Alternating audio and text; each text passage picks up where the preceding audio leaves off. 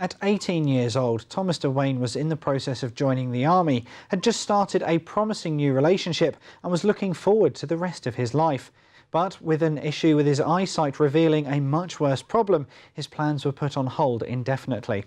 Thomas was diagnosed with 4 inoperable brain tumours. However, today he is a proud husband and father, and so I went to meet him.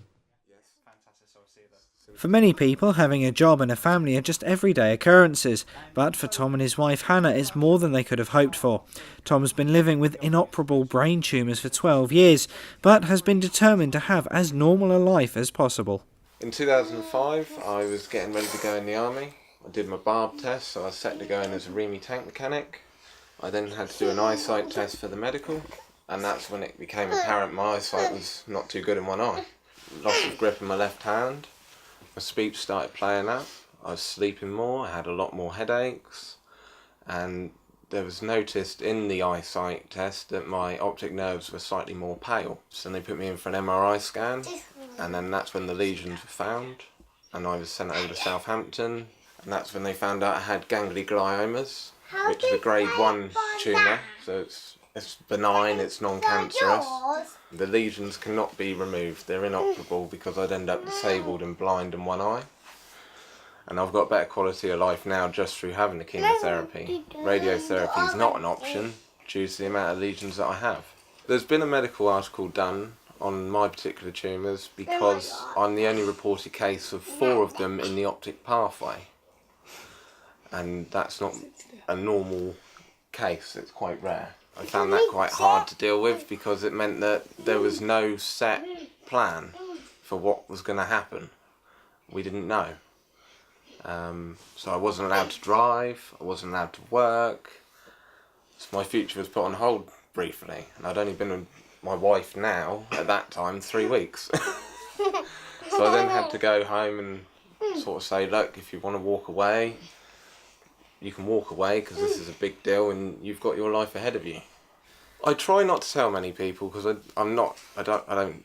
don't like sympathy because I just get on with it, and that's the way I've got as far as I have with just getting on and doing what I can. But when you do tell someone, they're surprised because to look at me and to hear what I do in the course of a day, I do everything like normal. Tom and his family now want to raise awareness of the condition and help fund research for possible cures. It's taken me 12 years to be able to get to where I am now, that I can talk and I can understand my emotions and how I've got to where I am.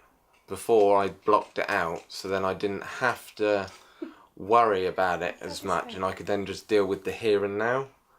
Obviously on a day-to-day basis it's quite difficult when Tom wants to do different things, but generally we lead a normal life. The kids are very happy.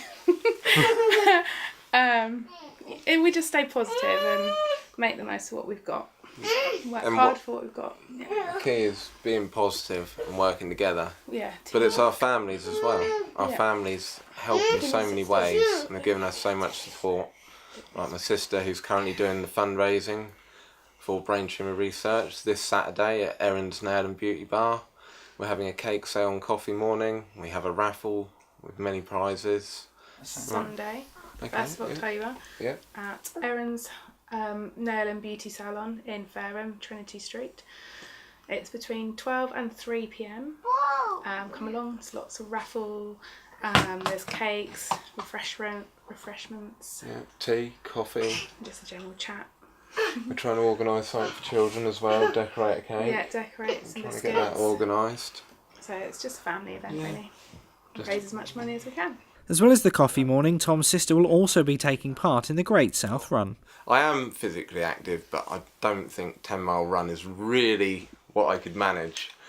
My sister, on the other hand, she's been training so hard.